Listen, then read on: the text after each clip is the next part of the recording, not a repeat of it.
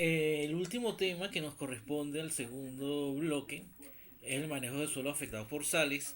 Ya vimos lo que es el suelo con manejos, suelos con problemas de acidez. Vimos en el primer parcial los suelos con problemas físicos. Y antes de entrar a lo que es el plan de fertilización, debemos manejar un poco lo que es suelo afectados por sales. Y en este sentido son esos suelos se presentan generalmente en regiones áridas y semiáridas. ¿Por qué? Porque no da oportunidad a que las bases como el calcio, el magnesio, el potasio se lixiven, y eso hace que se acumulen como sales como el cloruro de potasio, el cloruro de sodio, los bicarbonatos y los sulfatos. Y estos representan aproximadamente 1 por 10 a la 9 hectáreas, de las cuales cerca del 62% son suelos salinos sódicos o sódicos, que además del problema de salinidad, tienen el problema de que el sodio es un agente dispersante y daña la estructura del suelo. La mayor parte de los suelos están localizados en países en desarrollo donde hay alta población. En Venezuela están en la región norte costera, donde Lara y Falcón ocupan los principales suelos afectados por sales. Aquí tenemos en amarillo, como se lo había dicho, las limitaciones de suelo por salinidad, que está ubicada en la zona de la península paraguana, en la depresión de Carora y en el valle y en la depresión de Quibor. Esto es en Venezuela, una de las zonas con más problemas de sales es el municipio de Jiménez, que representa aproximadamente 3.500 hectáreas, la zona principal de producción de hortalizas de Venezuela, tomate y cebolla. Son suelos con alto contenido de sales, en su mayoría bajo contenido de fósforo y materia orgánica, debido a la escasa cobertura vegetal porque no hay precipitación. Hay alto contenido de calcio, son suelos calcáreos, y alto contenido de limo, que favorece la dispersión de los suelos. En los suelos afectados por sales, vamos a ver cómo se forman las sales, cómo se clasifican los suelos afectados por sales, cuál es el efecto de esos suelos salinos y sódicos sobre el crecimiento de las plantas y sobre la calidad del suelo, cuáles son los criterios de diagnóstico para decir que un suelo es salino o no, y cómo va a ser el manejo que le vamos a dar a un suelo salino para poder recuperarlo y que las plantas toleren esas condiciones. La formación de los suelos salinos viene primero, lo primero es por la formación del suelo, donde hay procesos de meteorización que permite la liberación de cationes y aniones. El clima también influye, porque en las regiones áridas y semiáridas, como no llueve, ya se lo había mencionado, no hay lavado del calcio, del magnesio, del potasio y del sodio, lo cual hace que se acumule formando sales. Hay ascenso de la mesa de agua por capilaridad, y eso hace que las sales afloren a la superficie. Hay deposición de sales atmosféricas a lo largo de la costa, por ejemplo lo que pasa en el suelo de Falcón. Y hay otros suelos que ustedes recordarán de química agrícola, que producto de aquellos fertilizantes con reacción salina conlleva a la salinización del suelo. En los suelos afectados por sales, una sal es un ácido más una base, forma sal más agua. Y para la formación de las sales, este es el orden. Y eso es lo que ustedes hacen cuando hay un balance de sales. A ustedes le dan los datos de los cationes: sodio, potasio, calcio, magnesio, hierro, manganeso y aluminio. Y los aniones: cloruro, nitrato, sulfato, bicarbonato, carbonato. Y entonces ese orden es el que le va a dar a usted cómo es el balance de las sales. ¿Ok? Primero se forman los bicarbonatos, carbonatos, después los sulfatos y por último los cloruros. ¿Ok? Primero el magnesio, después el calcio, el potasio y finalmente el sodio. Entonces un suelo salino, estamos hablando que un suelo salino es aquel que tiene predominio de sulfato y cloruro, sea como sulfato y cloruro de calcio, magnesio y sodio, y que afectan tanto a las plantas como la presión osmótica, lo que causa condiciones de estrés hídrico. No inciden negativamente en las propiedades físicas del suelo, al menos que uno de esas sales tengan altos contenidos de sodio. ¿Ok? Y el suelo sódico es aquel que dentro de las sales tiene un alto contenido de sodio, que uno de los principales problemas es que causa la dispersión del suelo, causando problemas estructurales y de dispersión de las partículas que llevan a favorecer los procesos erosivos. Y hay suelos que son salinos sódicos. Aparte de ser salinos, predominan sales como el sulfato de sodio, que afecta la absorción de agua y la productividad económica de la mayoría de los cultivos. Para clasificar los suelos salinos hay algunos criterios. Uno de esos valores que utilizamos es la conductividad eléctrica, que es expresada en decisimil por metro. Eso fue propuesto por Villafañe, y que también considera la tolerancia del cultivo, ya que hay cultivos que toleran más las sales que otros. Hay cultivos que con 2 decisimil van a ser salinos, y hay otros que con esos 2 decisimil no lo va a afectar para nada, y van a requerir mayores valores de conductividad eléctrica para que se expresen los daños causados por las sales. Aquí tenemos una clasificación: los suelos salinos que contienen sulfato, cloruros de calcio y magnesio. Cuando la conductividad eléctrica es mayor de 4, el pH es menor a 8,5 y el porcentaje de sodio intercambiable es menor de 15. Eso es una condición de normal, la parte física. Cuando un suelo es sódico, porque tiene sodio, porque tiene bicarbonato, tiene sulfato y cloruro de sodio, tiene una conductividad eléctrica menor a 4, el pH es mayor a 8,5 y el sodio intercambiable ocupa más del 15% de los cationes, y eso hace que el suelo sea pobre desde el punto de vista físico. En un suelo salino sódico no tenemos problemas de condición física, tenemos la presencia de bicarbonato y sulfato de sodio, la conductividad eléctrica es mayor a 4, a diferencia del sodio donde es menor a 4 y eso afecta la floculación de las partículas, el pH es menor a 8,5 y el sodio intercambiable nuevamente es mayor de 15. Aquí la diferencia es la conductividad eléctrica, que tiene que ver con la floculación y con el riesgo de dispersión que causa que se observa en un suelo de tipo sódico. También tenemos, por ejemplo, este es un caso de Kibor, cómo se forman los suelos salinos dependiendo de la posición en el paisaje. Tenemos 3 posiciones: la napa, tenemos la cubeta de desborde y tenemos una cubeta de decantación donde se acumulan las arcillas. Esto es contenido ustedes lo vieron en suelos 1. Tenemos en la napa pH entre 7,2 y 7,8, la conductividad eléctrica entre 2 a 5 y un sodio intercambiable menor a 1. En la cubeta de desborde el pH está en un rango entre 7,4 a 8, la conductividad eléctrica entre 1 a 4 y el sodio intercambiable en 1. Y en la cubeta de decantación, que con las arcillas se acumula el sodio, el pH sigue estando en un rango de 7,2 a 7,8. La conductividad eléctrica aumenta considerablemente, así como el sodio intercambiable. Ahí hablamos de un suelo salino, no podemos hablar de un suelo salino sódico, porque el sodio intercambiable no supera los 15, no supera los 15 el 15% de sodio intercambiable, y la conductividad eléctrica no es menor a 4. En Kibor, esta propuesta, tenemos que hay suelos salinos cuando la conductividad eléctrica es mayor a 2, el pH es menor a 8,5 y el porcentaje de sodio intercambiable es menor a 15, con una condición física normal. Cuando la conductividad eléctrica es menor a 2, pero el sodio intercambiable es mayor a 15, hablamos de suelo sódico, y ahí sí vemos alteración desde el punto de vista físico. Y cuando el suelo es salino sódico, estamos hablando del sodio intercambiable mayor a 15, pero la conductividad eléctrica es mayor a 2, por lo tanto no hay problemas de afectación desde el punto de vista físico.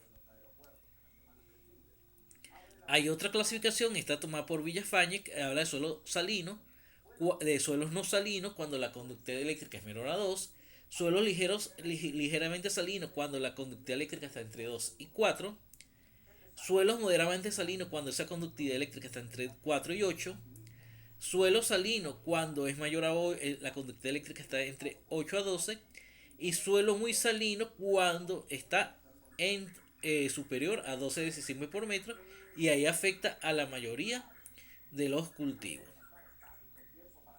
Aquí tenemos también otro criterio tomado de Maggi Hoffman, cómo es la respuesta relativa a los cultivos a la salinidad del suelo y cómo afecta y cómo puede afectar el rendimiento en una escala de 0 a 10. ¿Okay? Hay suelos que a menor salinidad se afectan rápidamente, entonces son cultivos que son poco tolerantes a la salinidad. En ese sentido, nosotros tenemos la disminución del rendimiento en función de la conducta eléctrica.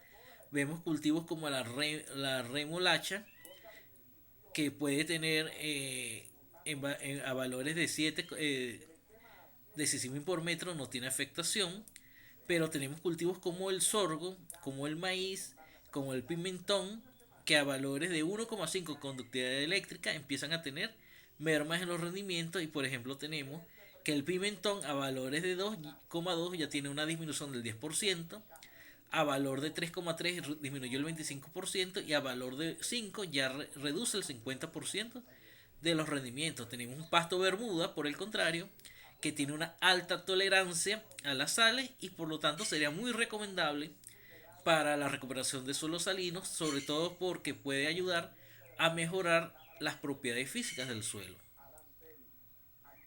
En el caso del maíz, ya con 5,9 estamos viendo una reducción del 50% de los rendimientos por el alto contenido de sales.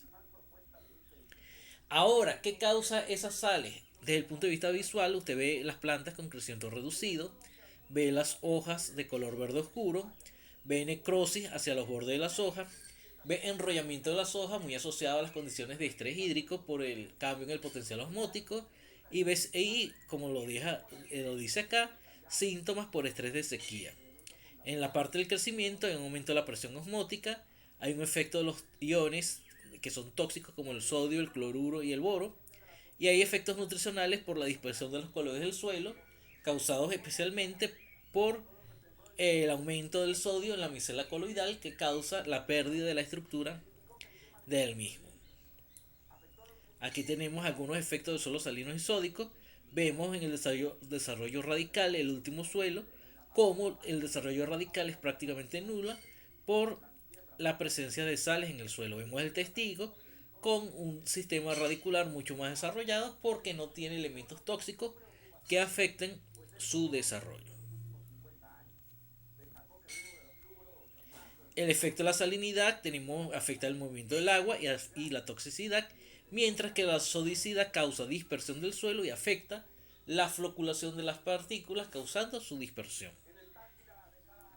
Esos son los efectos en el suelo. En las plantas vemos que hay un efecto negativo sobre la germinación, afecta también la fase vegetativa, afecta la fase reproductiva. En cultivos hay cultivos como el arroz que es tolerante durante la etapa de germinación, pero es muy sensible a nivel de plántula, es sensible en la parte vegetativa, pero ya si logra pasar esas partes es tolerante durante la etapa de floración. Aquí tenemos el efecto de suelos salinos y sódicos en el suelo. Tenemos una partícula cargada negativamente. Vemos una capa de cationes que tiene cargas positivas. Y la segunda capa difusa alcanza igual concentración como solución discordante. Este es un efecto, el efecto de la doble capa difusa, como tenemos dos capas, una de aniones y una de cationes, y que esto está muy ligado a lo que es la floculación del suelo, es decir, la capacidad de mantener unidos los agregados que van a estar como ellos tienen carga y muchos están cargados negativamente, con esas cargas positivas se mantienen unidos. Entonces aquí tenemos cationes como el magnesio disminuye el espesor de la doble capa y cationes como el sodio aumentan el espesor de la doble capa difusa. ¿Y qué pasa? Cuando hay un aumento del espesor, que eso causa la destrucción de los agregados del suelo. La dispersión de los coloides, la doble capa difusa, controla la floculación y la dispersión. Entiéndase la floculación como la capacidad de esos agregados de unirse y la dispersión es la propiedad por la cual se separan.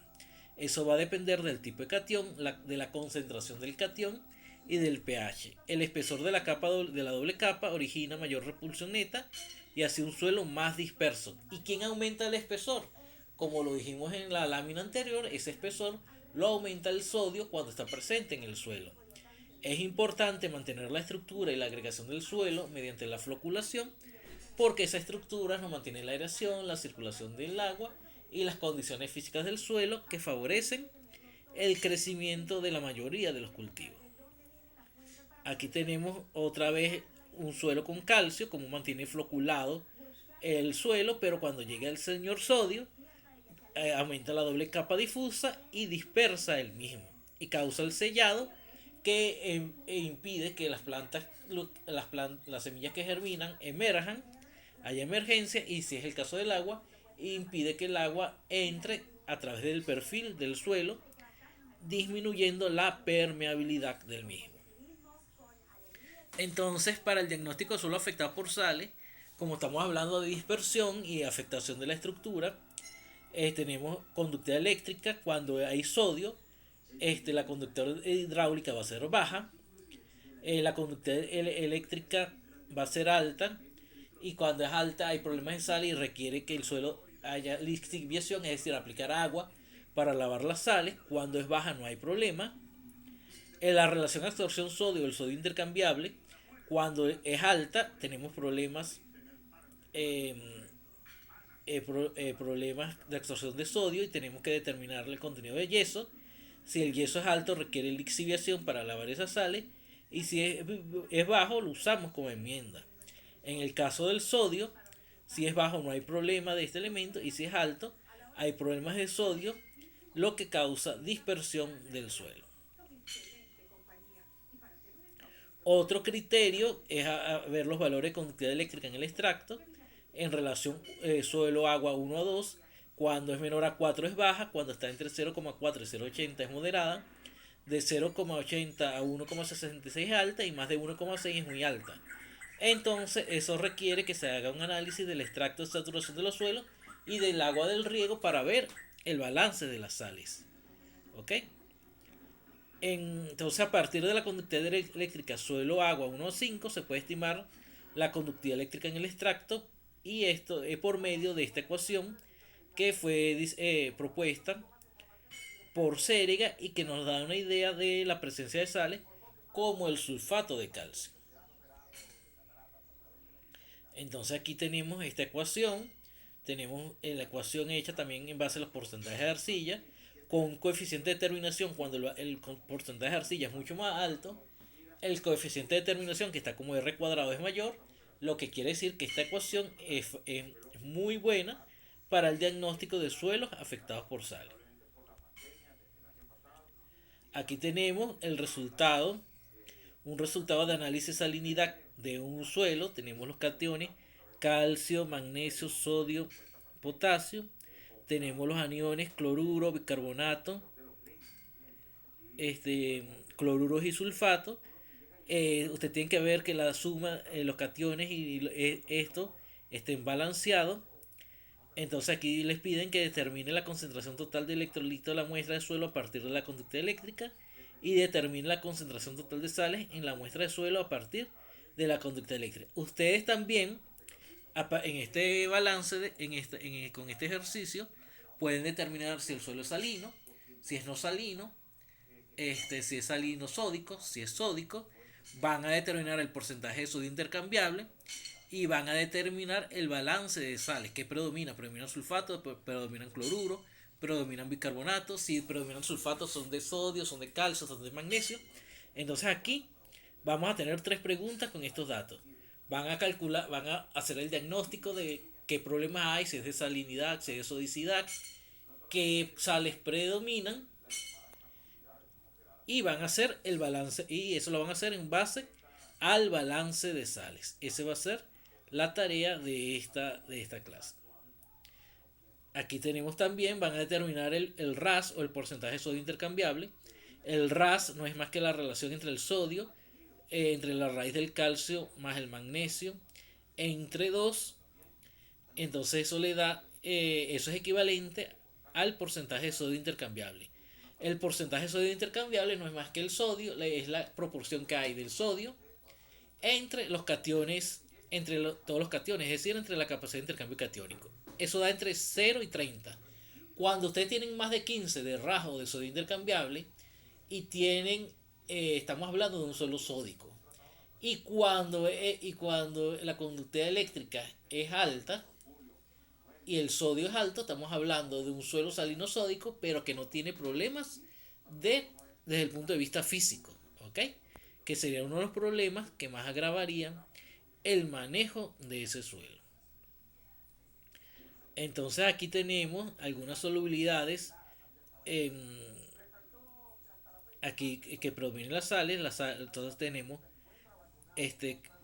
carbonato de calcio, magnesio, bicarbonato de calcio, de magnesio, sulfato de calcio, bicarbonato de sodio. Entonces ustedes van a determinar de todas estas sales que se pueden formar, van a determinar en qué cantidades están en ese suelo problema que se les dio en la parte práctica. Entonces, para predominar las sales predominantes, el orden de formación es el siguiente: carbonato de calcio, carbonato de magnesio, bicarbonato de calcio, bicarbonato de magnesio, sulfato de calcio, bicarbonato de sodio, sulfato de magnesio, bicarbonato de sodio, sulfato de sodio, cloruro de sodio. Ustedes tienen que hacer ese balance. Cuando se va agotando uno, se empieza a formar el otro. Pero por ejemplo, si hasta que no agoten los carbonatos de calcio, no se puede empezar a formar carbonato de magnesio. Y así van a ir haciendo el balance de sales. En la tabla está en orden. Y en ese orden van a hacer ustedes el balance de sales. Van a decir qué predomina y qué problemas puede causar eso. Aquí tenemos el criterio de diagnóstico de acuerdo a PLA, con, considerando la calidad del agua del riego en función de los carbonatos y bicarbonatos. Aplica esta fórmula considerando los carbonatos y bicarbonatos que ustedes determinaron en el balance del sale. Entonces es buena cuando esa CCR es menor de 1,25. No es recomendable cuando esté es mayor a 2,5. Y debe ser condicionada cuando está entre 1,5 a 1,25. Aquí tenemos un ejemplo de clasificación de suelo con fines de sales, pero aplicando el criterio de la FAO, considerando este es otro método para clasificarlo, considerando los valores de conductividad eléctrica, sodio, etcétera. Aquí no se ve en la tabla, pero la pueden discutir posteriormente. Entonces, aquí, este, por ejemplo, cuáles fertilizantes no usar y cuáles sí. Por ejemplo, el nitrato de calcio o el nitrato de magnesio se puede aplicar porque el calcio no se debe aplicar porque en los suelos salinos ya hay calcio y magnesio, entonces estamos aplicando de más y estamos haciendo un desbalance nutricional.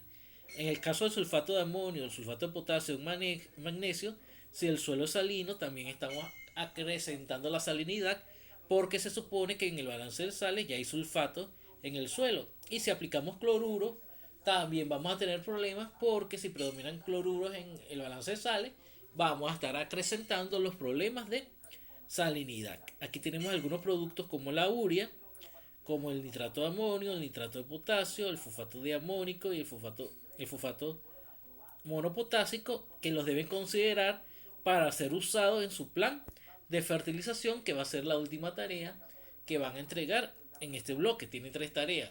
Tienen la tarea de acidez, tienen la tarea de suelo salino, tienen la tarea del plan de fertilización con los datos del suelo ácido y tienen también que entregar la parte de teoría, que es una serie de preguntas que se les asignó.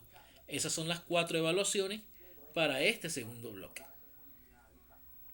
El manejo de suelos afectados por sales va a depender de qué tan uniforme se va a hacer con nivelación. Se puede hacer arado profundo para ayudar a que el agua entre y vaya lavando esas sales.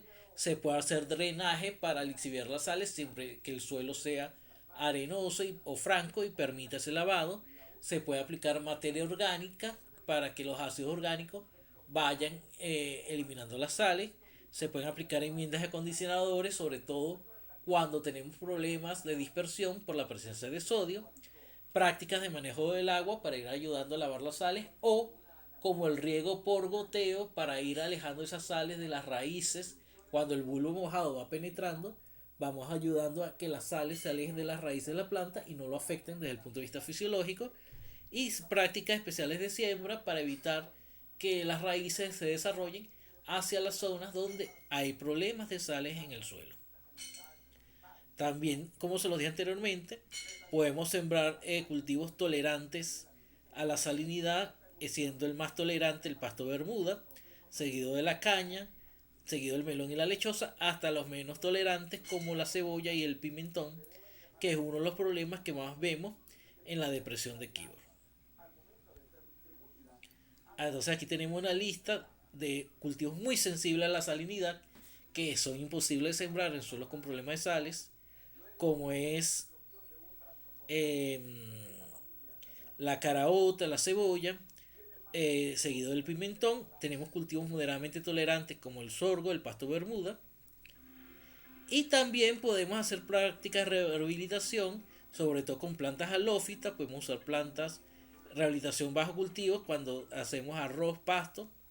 O podemos sembrar cultivos tolerantes como el caso de la crotalera o la caña de azúcar, el pasto alemán, el pasto estrella.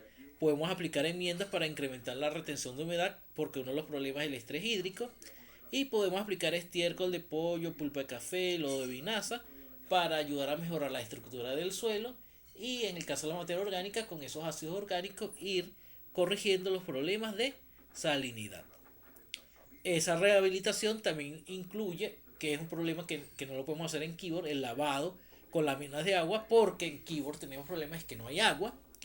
En suelos con calcio podemos usar enmiendas con fuente de acidez para ir solubilizando el carbonato de calcio y desplazando ese calcio que nos está causando problemas por la fijación del fósforo y por los desbalances nutricionales, desplazarlo de la micela coloidal.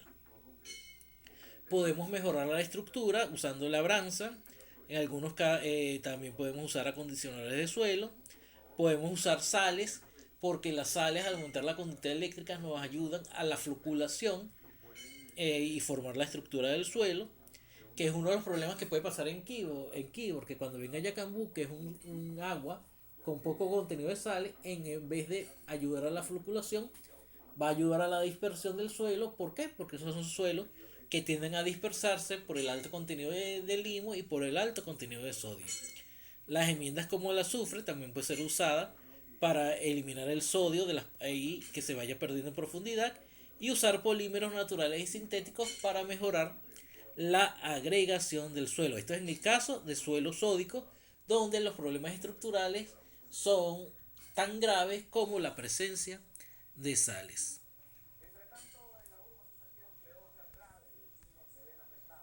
Entre las enmiendas inorgánicas tenemos el sulfato de calcio, tenemos el azufre elemental, el ácido sulfúrico, que se usa también en los sistemas de fertirriego para limpiar las mangueras. Tenemos enmiendas orgánicas como la cachaza proveniente de la caña, el uso de estiércoles, la cascarilla de arroz. Y podemos usar cultivos de alta actividad radicular para mejorar la estructura del suelo, como el pasto bermuda o el pasto alemán, que sobre todo se adapta a condiciones de exceso de humedad. Con esto termina ya el segundo bloque. Vamos a terminar la evaluación del segundo bloque hasta el 31 de julio. Vamos a hacer un break en agosto para yo poder corregir todos los informes y darle nota antes de iniciar el tercer parcial en septiembre.